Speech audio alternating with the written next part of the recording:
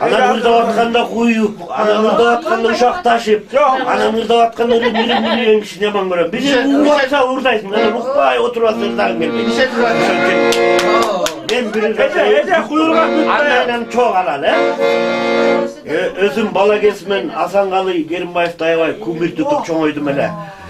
Anan şu vakaçayın, şu kişinin hırlarını köpürdayım, anan şu kişinin bir yakışıklı da preyizdi.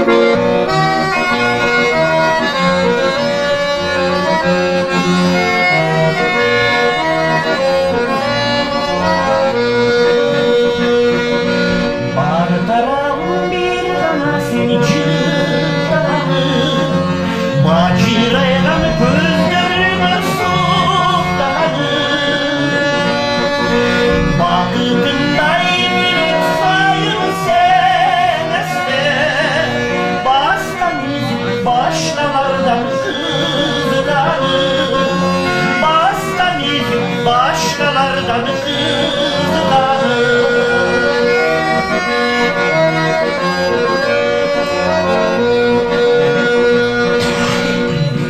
biri köreydi batıra Gölgülde arzaydı açıda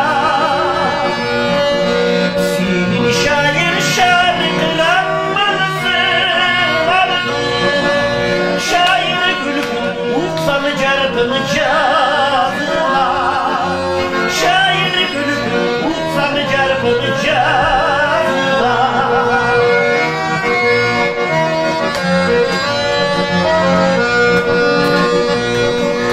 Özümü depi güldürdü adından Özün arlap kırlar okunu cazılar Haysıl günü sılarını bilmeyim Çirgini başka sılavarını çaçından Çirgini başka sılavarını çaçından